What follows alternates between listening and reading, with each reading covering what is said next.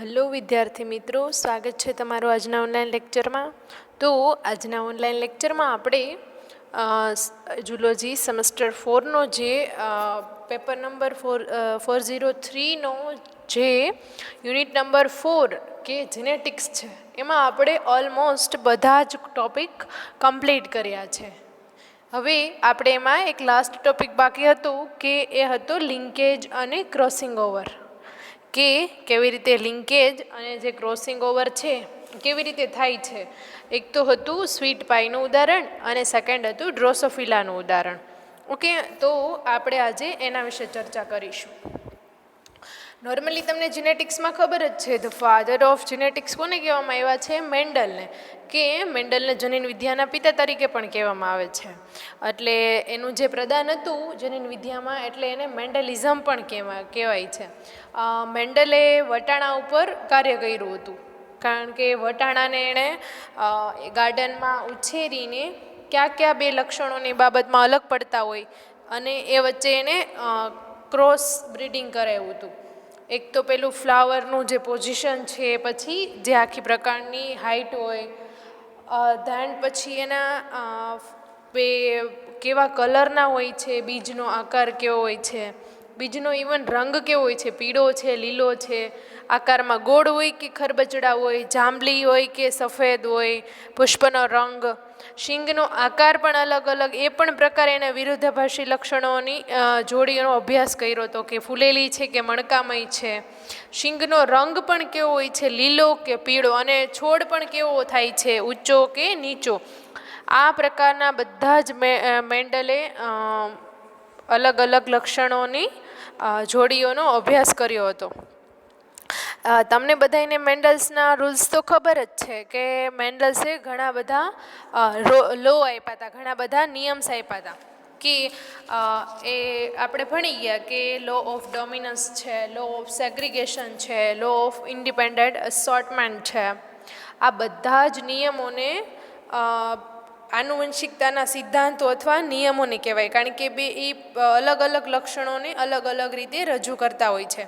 એના માટેના એ વૈકલ્પિક જનીનો હોય છે, એ કેવી રીતે એકબીજાથી જુદા પડતા લક્ષણોને ઓળખાવે છે, અથવા કેવી રીતે વિરોધાભાસી લક્ષણો હોય છે કે એને અનુસરે છે. ઘણા બધા વિરોધાભાસી લક્ષણો હતું કે ખરબચડા બીજ અથવા ગોળ બીજ, ઊંચો પ્રકાંડ તો કે નીચો પ્રકાંડ, શીંગનો આકાર કેવો છે, ખરબચડો છે કે લીસી છે, બીજ કેવું છે, ગોળ છે કે ખરબચડું છે, બીજનો રંગ કેવો છે, ઇવન ફ્લાવરનો પણ કલર કેવો છે. એવા ઘણા બધા વિરોધાભાસી લક્ષણો લઈને એને કે કયા લક્ષણો એકબીજાથી જુદા પડે છે અને એને શું કહેવામાં આવ્યા હતા? જનીન તરીકે ઓળખાવવામાં આવ્યા હતા, કારકો કીધા હતા. કે જ્યારે કોઈ સજીવમાં એક લક્ષણ માટેના બે ભિન્ન વૈકલ્પિક કારકો આવેલા હોય, ત્યારે બેમાંથી એક જ વૈકલ્પિક કારક તેની અભિવ્યક્તિ દર્શાવે છે. તો એને શું કહેવાય છે? એને કહેવાય છે તો એને આપણે ડોમિનન્સ જીન કહીએ છીએ. બે પ્રકારના જીન આવેલા હોય છે, એક અભિવ્યક્તિ વ્યક્ત કરે છે અને સેકન્ડ છે એ પ્રભાવી જનીન હોય તો એની નીચે આવી જાય છે, તો એને પ્રચ્છન્ન જનીન કહેવાય છે. એટલે કે ડોમિનન્સ એન્ડ રિસેસિવ જીન્સ. તો મેન્ડલ્સના રૂલ્સમાં જે લો ઓફ ડોમિનન્સ હતો એ શું દર્શાવે છે કે કોઈ પણ સજીવમાં એક લક્ષણ માટે બે અલગ અલગ વૈકલ્પિક જનીન આવેલા હોય, ત્યારે તેમાંથી એક જ જનીન એ પોતાની અભિવ્યક્તિ દર્શાવે છે અને બીજું હોય એ અવ્યક્ત રહે છે, એટલે કે અભિવ્યક્તિ દર્શાવતું નથી. એ વૈકલ્પિક જનીન હોય એ કોઈ પણ એનું જે લક્ષણ હોય એના માટે જવાબદાર હોય છે. તો જે અભિવ્યક્તિ દર્શાવે એને શું કહીએ આપણે? એને આપણે કહીએ ડોમિનન્સ જીન. જ્યારે જે અભિવ્યક્તિ દર્શાવતું નથી તો એને શું કહેવામાં આવે છે? એને રિસેસિવ જીન કહેવામાં આવે છે, અથવા પ્રચ્છન્ન જનીન કહેવામાં. અભિવ્યક્તિ દર્શાવે તો એને કહેવાય ડોમિનન્સ, અને શું હોય છે? અભિવ્યક્તિ ના દર્શાવે તો એને શું કહેવાય છે? રિસેસિવ જીન. શું? રિસેસિવ જીન કહેવામાં આવે છે, કે જે પ્રચ્છન્ન કારક હોય છે, પ્રચ્છન્ન જનીન હોય છે. એ હતો મેન્ડલનો ફર્સ્ટ લો, કે જેને આપણે પ્રભુતાનો નિયમ તરીકે ઓળખીએ છીએ, લો ઓફ ડોમિનન્સ.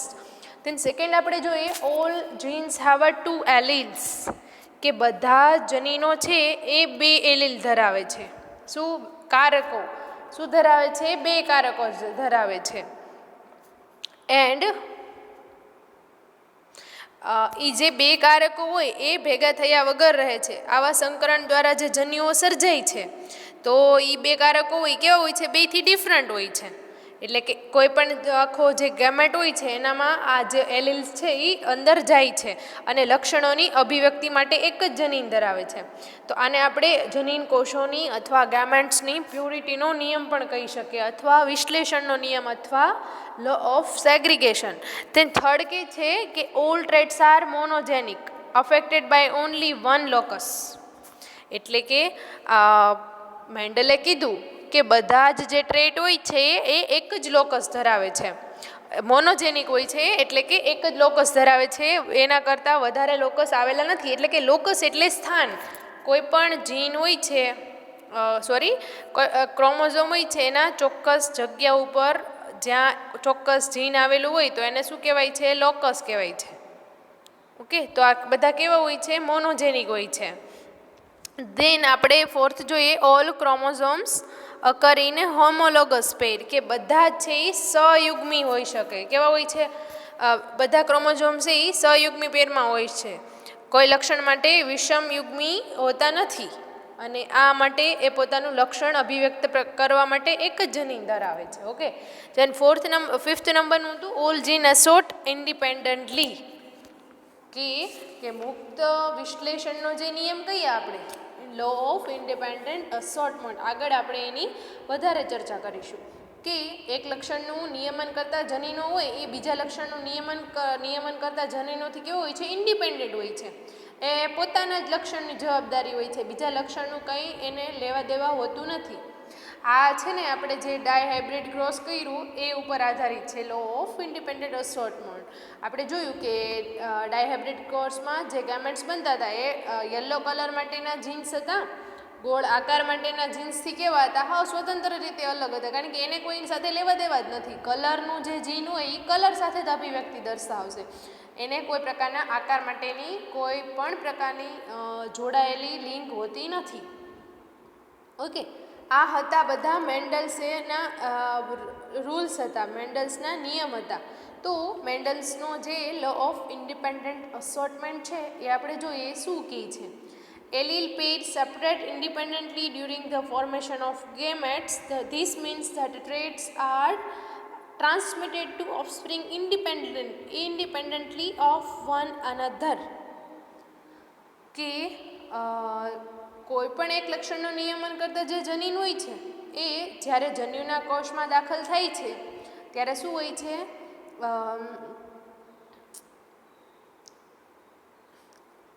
ફોર્મેશન જ્યારે ગેમેટ્સનું થતા હોય ત્યારે બધા એ પેરમાં હોય છે, એ સેપરેટ થતા હોય, સ્વતંત્ર રીતે અલગ થતા હોય છે. વહેંચણી કેવી હોય છે? અલગ હોય છે. જુદા જુદા લક્ષણો નિયમો કરતી 2 જનીનોની જોડી હોય, એટલે કે આપણે જ્યારે ફોર્મેશન ગામેટ્સનું થાય ત્યારની વાત છે. જુદી જોડી વાળા સંયોગમી રંગસૂત્રો પર આવેલા હોય છે, જ્યારે એક જ રંગસૂત્રોની જોડી ઉપર એ શું હોય છે? સ્વતંત્ર વહેંચણી ન ધરાવે, કારણ કે એ એક જ ઉપર આવેલા હોય છે, સહયુગ્મી રંગસૂત્ર, એટલે કે હોમોલોગસ ક્રોમોઝોમ. તો ડાયહાઇબ્રિડ ક્રોસમાં આપણે જોયું હતું કે કેવી રીતે એક સંકરણનો જે પ્રયોગ હતો મેન્ડલનો, કે કેવી રીતે એમાં લક્ષણનું એક જ લક્ષણનું વારસાગમન થાય છે આગળ.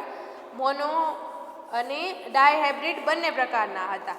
તો જે દ્વિસંકરણનો પ્રયોગ હતો એમાં કેવી રીતે અલગ અલગ લક્ષણનો અલગ અલગ રીતે અભિવ્યક્તિ થાય છે. 2 લક્ષણોથી જુદા પડતા જે પ્લાન્ટ્સ હતા એની વચ્ચે જ્યારે સંકરણો કરવામાં આવ્યા તો એને કયું કહેવાય? ડાયહાઇબ્રિડ ક્રોસ કહેવાય છે. મેન્ડલે મેઇનલી વટાણાના છોડમાં એકસાથે 2 લક્ષણોનું વારસાગમન દર્શાવે એ રીતે પ્રયોગ ગોઠવ્યા હતા.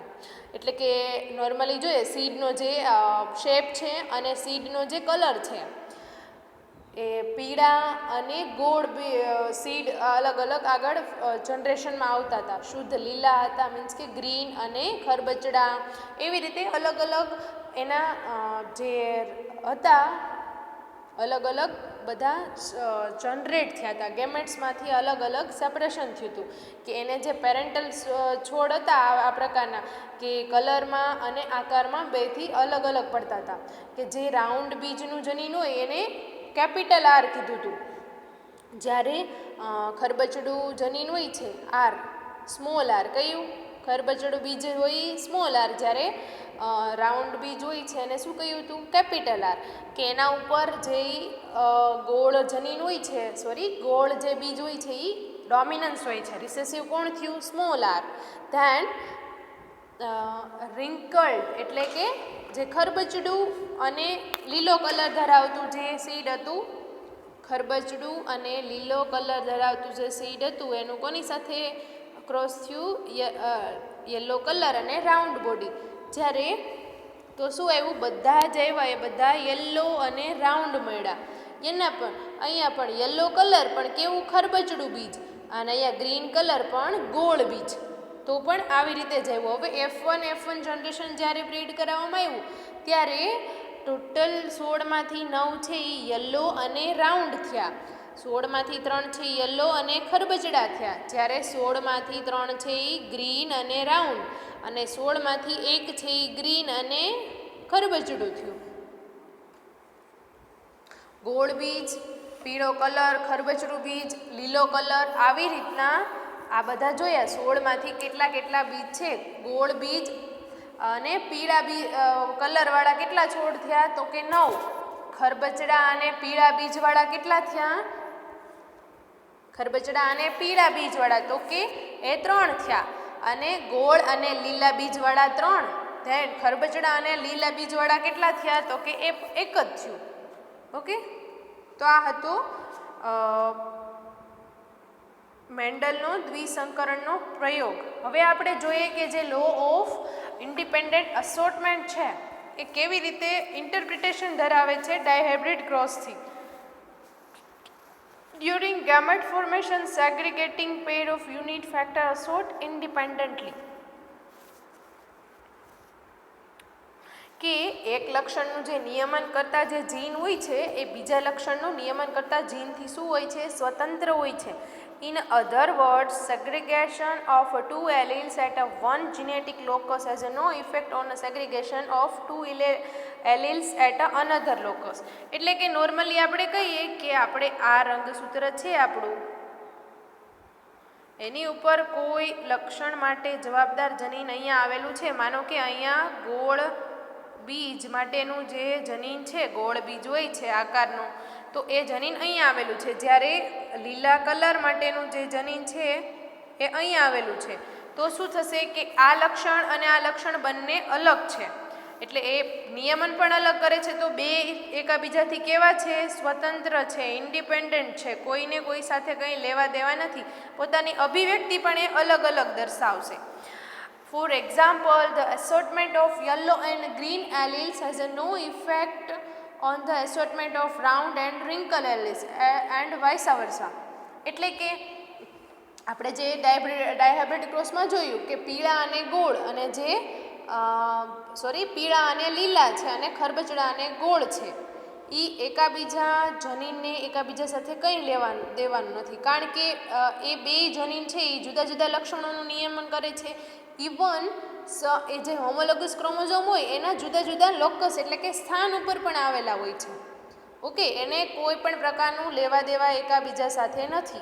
ધેન ડિસ્કવરી હવે જોઈએ. આ તો હતું બધું મેન્ડલનું કે એણે દ્વિસંકરણનો એક સંકરણનો એ બધો પ્રયોગ કર્યો કે એણે શોધ્યું કે એક જ લક્ષણ માટે એક જનીન જવાબદાર હોય છે અને એ પર્ટિક્યુલર સ્થાન પર આવેલું હોય છે.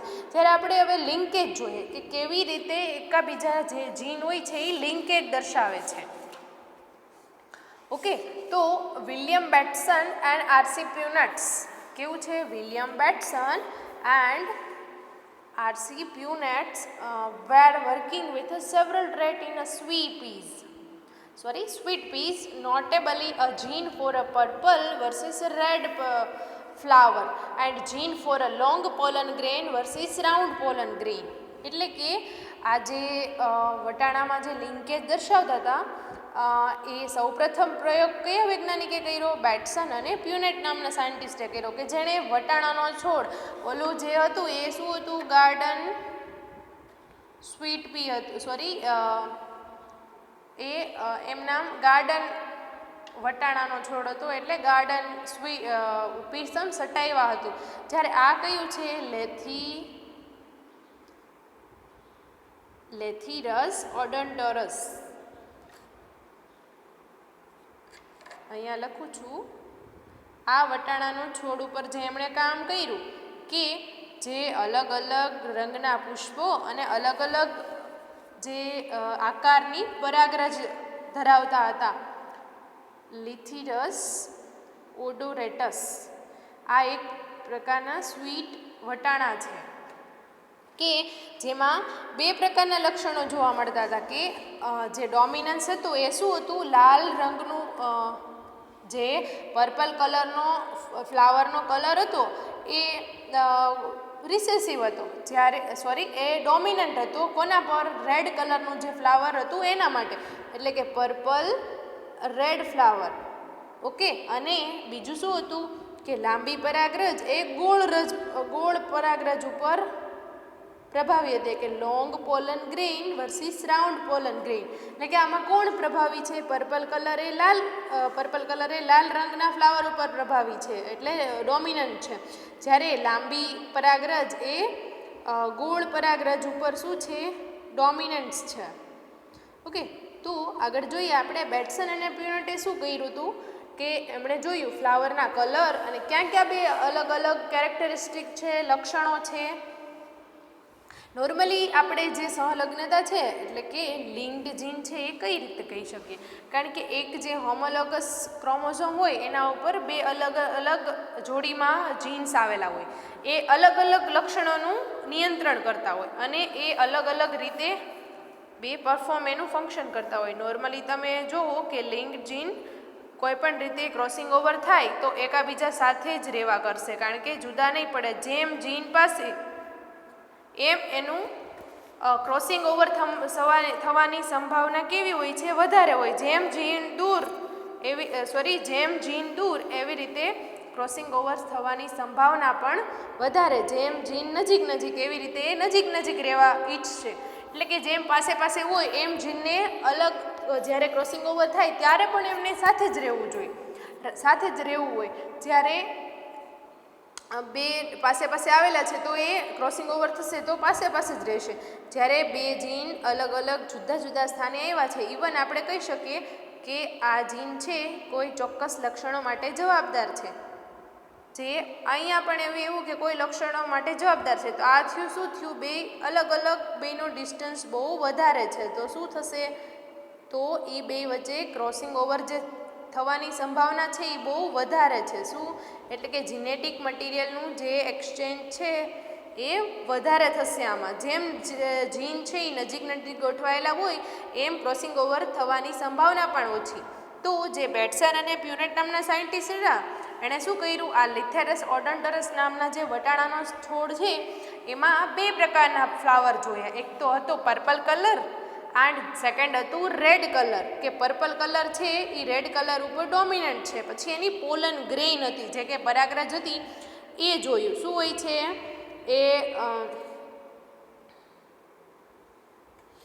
એ લાંબી હોય છે, એ લાંબી અને ગોળ હોય છે, કે લાંબી છે એ ગોળ ઉપર કેવી છે, પ્રભાવી છે. ઓકે, એટલે કે ડોમિનન્ટ છે. હવે આપણે બ્રીડિંગ કરીએ કે બે પર્પલ અને લોંગ જે પરાગરજ છે એનું આપણે કોને કર્યું કે રેડ અને રાઉન્ડ જે એની પોલન ગ્રેઇન હતી એની સાથે બ્રીડિંગ કર્યું.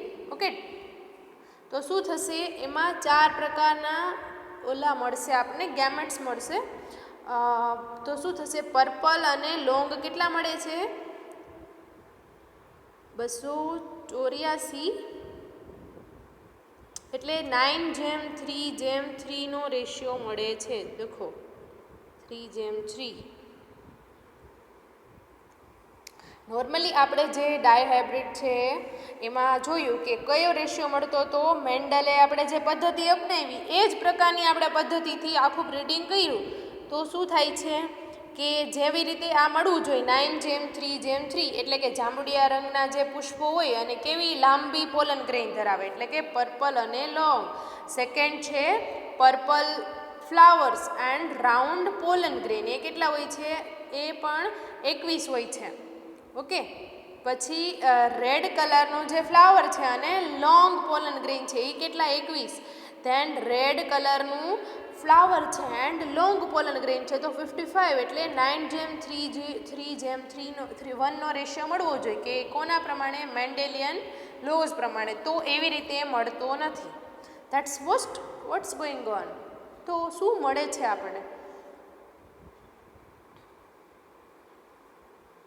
A test cross is a breeding or a mating between an individual of dominant phenotypes who can be either homozygous dominant or a heterozygous dominance with an individual that must be homozygous recessive. But આપણે અહીંયા કેવો ratio મળે છે? અલગ જ મળે છે. Bateson અને પ્યુરેન કેવો જોયો છે? હવે જ્યારે એને ટેસ્ટ ક્રોસ કરાવે છે F12 ડબલ રિસેસિવ સાથે, જો આ છે F1 આપણે જે મળી એને કોને? રિસેસિવ ટ્રેટ સાથે જો કરાવ્યું તો શું મળે છે? તો પર્પલ અને લોંગ, પર્પલ અને ગોળ, પછી રેડ અને લોંગ, રેડ અને ગોળ, રેડ અને ગોળ. આ છે આપણે જોયું કે F1 ક્રોસ કરીએ તો કયો આવે છે? 1:1:1:1. તો ના, બેટ્સન અને પ્યુરેટે શું જોયું? તો એને કેમ મળ્યું? 7:1:7. આ એને આખું અલગ જ રેશિયો મળ્યો કે જે બે જીન છે એકબીજાથી ઇન્ડિપેન્ડન્ટ અસોર્ટમેન્ટ રીતે મુક્ત વિશ્લેષણ પામતા નથી, જેથી F2નું જે આપણે 9:3:1 એન્ડ 1:1:1 મળવું જોઈએ એ શું મળે છે? 7:1:1:7. ઓકે, તો some gametotypes more common than other, but why? કેમ આવી રીતનું આપણને મળ્યું? તો જોઈએ આપણે અહીંયાથી આપણા લિંકેજની શરૂઆત થાય છે. Because the parental phenotypes reappeared more frequently than expected and the research hypothesized that there was a coupling or a connection between the parental alleles for a flower color and pollen grain shape.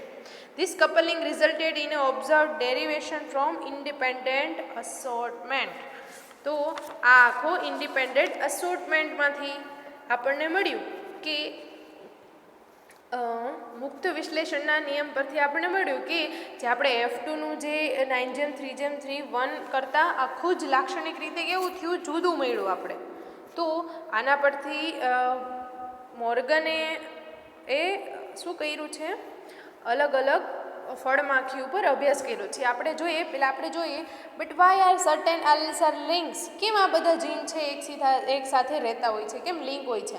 Bateson and Punnett were not sure. In fact it was not until the later work of geneticist Thomas Hunt Morgan that this coupling or linkage could be fully explained. હવે આ છે ને Bateson અને પ્યુરેટને તો પછીથી ખબર પડી, એનું તો કંઈ ખબર ન પડ્યું, પણ એના પછી આવ્યો મોર્ગન, TH મોર્ગન 1866 to 1945.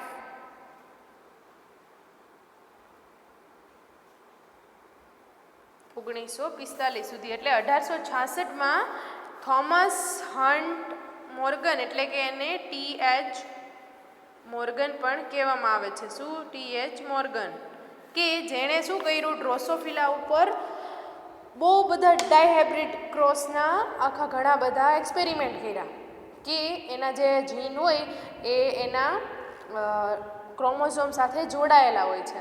અને આ સંકરણ આપણે જોયું કે આ બધા ક્રોસ છે એ મેન્ડલે ઓલરેડી વટાણા ઉપર કર્યા હતા, એના જેવા જ હતા.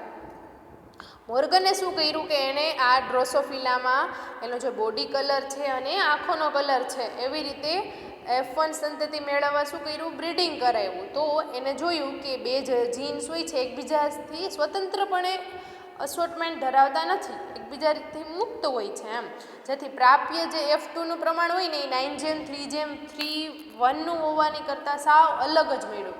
તેથી એના પરથી મોર્ગને જનરલી વિચાર્યું કે આ લિંકેજ અને ક્રોસિંગ ઓવરના કારણે થતું હોય છે. તો એને શું કર્યું? ડ્રોસોફિલાનું આખું પછી અલગથી લિંકેજ સમજાવ્યું. મોર્ગને શું એક્સપેરિમેન્ટ કર્યો એ જોઈએ કે એણે ડ્રોસોફિલામાં કેવી રીતે લિંકેજ જોયું.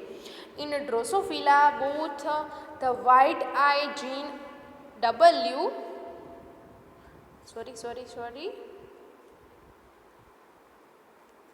વ્હાઇટ આઈ જીન છે W, capital W, gene for miniature wings small m on a X chromosome.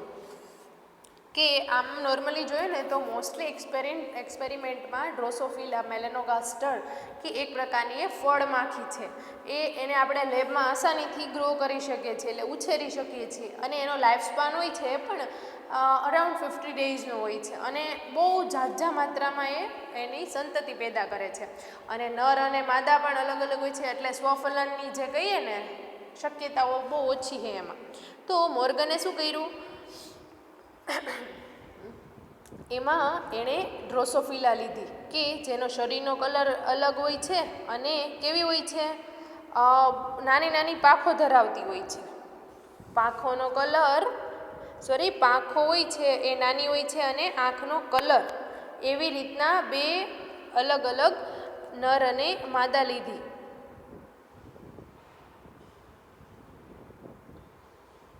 કે જોઈએ આપણે both the white eye gene and gene for a miniature wing arms are on the X chromosome. Morgan crossed a female white miniature with a wild type male, કે જેને શું હશે,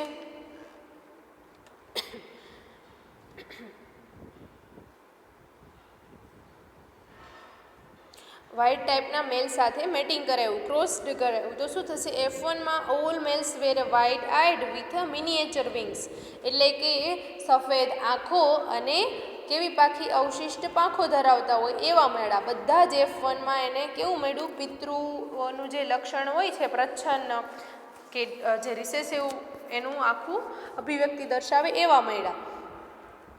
white eye with miniature wings and all female were wild type for eye colour and wing size, એટલે કે એનાથી ઉલટું થયું. શું થયું કે મોર્ગને ભૂખરા રંગની અને લાંબા પાંખ ધરાવતી જે માખીઓ હતી એને કોની સાથે, કાળા રંગની અને અવશિષ્ટ પાંખો ધરાવતી માખીઓ સાથે શું કર્યું, ક્રોસ બ્રીડિંગ કરાવ્યું. એટલે કે જે F1માં જેટલી સંતતિ મળી બધી માખીઓ ભૂખરા રંગની અને લાંબી પાંખોવાળી મળી. ઓકે, આ જોઈએ તો આ પરિણામ કેવું હતું, અનપેક્ષિત હતું. હવે મોર્ગને F1 સંતતિની માખીઓનું જે પિતૃઓ બંને લક્ષણ માટે પ્રચ્છન્ન જનીન ધરાવતા હતા તેની સાથે શું કર્યું, ક્રોસ્ડ બ્રીડિંગ કરાવ્યું. તો તેને પ્રાપ્ત સંતતિમાં 50% કેવી મળે, માખીઓ ભૂરા રંગની અને સામાન્ય પાંખવાળી મળી, જ્યારે 50% કાળા કલરની અને અવશિષ્ટ એટલે કે મિનિએચર વિંગ્સવાળી મળી. ઓકે, અહીંયા આપણે જોઈએ કે Morgan's experimental cross of white eye and miniature wing variation in Drosophila melanogaster. પેરેન્ટ્સમાં આપણે જોઈએ તો કેવી લીધી, વ્હાઇટ આઈ અને મિનિએચર વિંગ્સ. કઈ લીધી, ફિમેલ, જ્યારે મેલ શું લીધો, વાઇલ્ડ ટાઈપનો લીધો. ઓકે, તો બધી ફિમેલ છે એ કેવી મળી, વાઇલ્ડ ટાઈપ મળી, જ્યારે મેલ છે એ કેવું મળ્યો, વ્હાઇટ આંખોવાળો અને અવશિષ્ટ પાંખોવાળો મળ્યો. કે આ એક પ્રકારનું અનપેક્ષિત આખું રિઝલ્ટ હતું. તો F2 ફિનોટાઇપ્સમાં કેવું આખી જે હવે એને ક્રોસ બ્રીડિંગ કરાવે તો કેવી રીતના આખું જે એનું સંતતિ મળે છે એ જોઈએ આપણે. તો એ બધી 50-50% મળી. કેટલી મળી, 50%.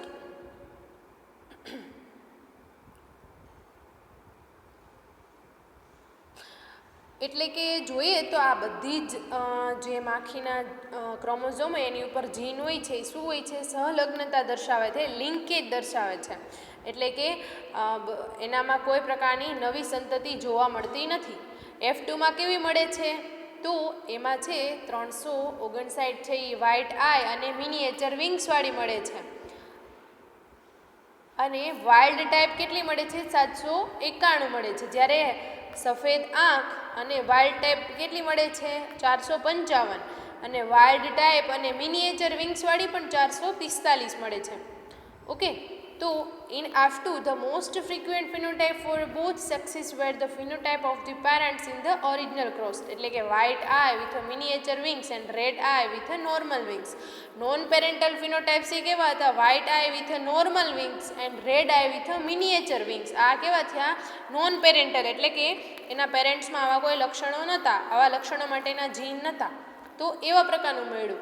તો આ જે નોન પેરેન્ટલ ફિનોટાઇપ્સ છે અકર્ડ ઇન અબાઉટ 37% મળ્યા. કેવા? જે F2માં મળ્યા આપણે કેટલા? 37% મળ્યા. Well below the 50 predicted for a independent assortment. This indicate that the non parental flies result from a recombination of linked gene. તો આ કારણ છે કે આપણે જોઈએ કે એનામાં શું થતું હોય? ક્રોસિંગ ઓવર થતું હોય છે. આ લિંક જીન છે એની વચ્ચે ક્રોસિંગ ઓવર. હવે મેઇનલી આપણે લિંકેજની ડેફિનેશન જોઈએ તો શું થાય? Linkage is defined genetically as a failure of two gene to assort independently. એટલે કે પોતે એ અલગ અલગ લોકસ પર આવેલા છે તો એકાબીજા સાથે લક્ષણોથી સ્વતંત્ર નથી. Linkage occur when two genes are close to each other on the same chromosome. એટલે કે એ બંને જ ક્લોઝ રહ્યા છે એક ક્રોમોઝોમ ઉપર, પણ એ સાથે જ જોવા મળ્યા છે અને બહુ નજીક નજીક હોય છે. Genes for a part on the same chromosome assort independently they are not linked. કે જેમ ઇન્ડિપેન્ડન્ટ અસોર્ટમેન્ટ ધરાવે છે એ એકબીજા સાથે લિંક હોતા નથી, કારણ કે એ બહુ નજીક નજીક આવેલા હોય છે. Linkage is based on the frequency of crossing over between two genes. Crossing over occur in a phase of meiosis 1 where a homologous chromosome break at identical two cations to rejoin with each other. કે crossing over ક્યારે બને છે? કે જ્યારે આ મિયોસિસમાં શું થાય છે? જીનેટિકલ મટીરિયલની આપ-લે થાય છે, ચાઇઝમાં ફોર્મેશન થાય. શું થશે? આમાં જે જવાબદાર જનીનો હોય અને આના જવાબદાર જનીન હોય એની વચ્ચે શું થશે? અદલા બદલી થશે. એટલે કે આખી ચાઇઝમાં ફોર્મેશન થશે ત્યારે શું થશે? એટલે કે આ જીન અહીંયા આવશે અને આ જીન હોય એ અહીંયા આવશે. તો ત્યારે જીનની અદલા બદલી થાય છે. જીનેટિકલ જે મટીરિયલ છે એ શું થાય છે? એની અદલા બદલી થાય, એના લીધે ક્રોસિંગ ઓવર થાય છે. તો મોર્ગન અને ક્રોસિંગ ઓવર, પછી મોર્ગને ક્રોસિંગ ઓવર વિશે શું કર્યું કે વ્યતિકરણ કેવી રીતે થાય છે એ પણ જોવાનું છે. Morgan proposed that the chiasmata visible on a chromosome where a region of crossing over occur between non sister chromatid. એટલે કે બે સિસ્ટર ક્રોમેટિડની વચ્ચે ચાઇઝમેટા ફોર્મેશન થાય એટલે આખી સ્વસ્તિકની ચોકડી બને છે. શું બને છે? સ્વસ્તિકની ચોકડી બને છે. એમાંથી શું થશે? એટલે કે બંને જીનેટિક મટીરિયલ હોય આની પાસે અને આની પાસે, એ શું થશે? એ એકાબીજાનું અદલા બદલી થશે. કઈ? નોન સિસ્ટર ક્રોમેટિડની વચ્ચે. એટલે આને શું કીધું છે? ક્રોસિંગ ઓવર કીધું છે. પ્રોસેસ ઓફ રીકોમ્બિનેશન આપણે જોઈએ from an evolutionary point of view. The purpose of sex is to reshuffle the combination allele, so the offspring receive a different set of allele than their parent set. એટલે કે જે offspring આવે એ તદ્દન જુદા જ લક્ષણો ધરાવતા હોય એના પેરેન્ટ્સથી. Natural selection then cause offspring with a good combination to survive and reproduce, while offspring with a bad combination don't pass them on. Genes are on a chromosomes. Meiosis is a mechanism for a reshuffling the chromosomes. Each gamete gets a mixture of parental and maternal chromosome. એટલે કે જે આખું zygote બને છે એમાં parental અને maternal શું હોય છે? ક્રોમોઝોમ હોય છે, કારણ કે બંનેનું ઇક્વલ પ્રપોર્શન હોય છે. હવે chromosome are long and contain many genes to get individual reshuffled. There need to be mechanism of recombining genes that are on the same chromosome. This mechanism is called crossing over. એટલે કે જે પિતૃ અને માતૃમાંથી જેટલા chromosome આવે છે એ બધા અલગ અલગ લક્ષણો માટે જવાબદાર રહેશે. તો અલગ અલગ લક્ષણોનું શું થશે? આગળ એ બંનેનું અદલા બદલી થશે. Crossing over occur in a purpose of meiosis 1 when that homologous chromosome synapse which mean to pair closely with each other DNA strands from the two chromosomes are matched with each other. During synapsing, an enzyme recombinase attached to each chromosome at a several randomly chosen point. The recombinase break both DNA molecule at the same point and reattach them to opposite partners. એટલે કે શું થશે કે બે chromosome હોય છે,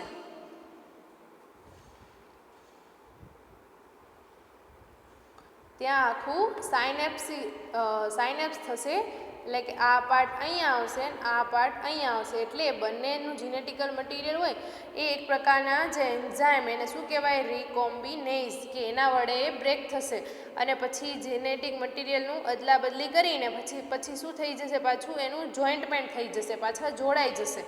અને maternal અને પેરેન્ટલનું જે લક્ષણો માટેનું જીન હશે એની અદલા બદલી થશે. જો અહીંયા તમને બતાવ્યું છે કે gene gets nicked as a DNA from mum as DNA from a dad, એટલે કે આ છે એ મેટરનલ ડીએનએ છે અને આ છે એ પેરેન્ટલ ડીએનએ છે. હવે શું થશે, સ્ટ્રેન્ડ ઇન્વેઝન અસર્ટેડ બાય બેઝ બેરિંગ, હવે એ અહીંયાથી તૂટશે અને શું થશે, આ ટુકડો આમ જતો રહેશે, આ ટુકડો અહીંયા આવતો રહેશે અને આ ટુકડો અહીંયા આવતો રહેશે. આવી રીતે સાયનેપ્સિસ ફોર્મ થયું. પછી રીકોમ્બિનેઝની મદદથી લાઇગેશન થશે, એટલે લિગેજ, એટલે જોડાશે. જો હવે આ બેનને જીનેટિક મટીરિયલ આવ્યું એટલે આખું રીકોમ્બિનેન્ટ ડીએનએ થઈ ગયું, તદ્દન પેરેન્ટ્સથી જુદું હોય છે. આ બે હોમોલોગસ ક્રોમોઝોમ અહીંયા તમે જોઈ લ્યો.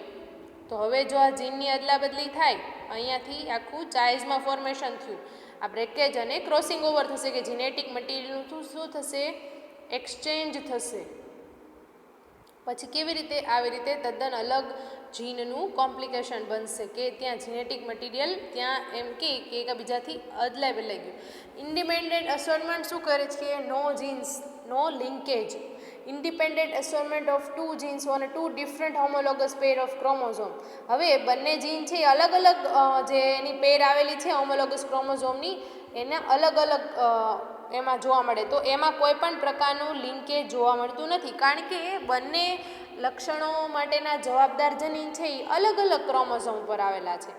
એટલે ઇન્ડિપેન્ડન્ટ અસોર્ટમેન્ટનો અહીંયા જે નિયમ હોય છે એ લાગુ પડે છે, અહીંયા કોઈ લિંકેજ થતું નથી. હવે લિંકેજ તો થાય છે પણ કોઈ પણ પ્રકારનું રીકોમ્બિનેશન થતું નથી. ઓકે,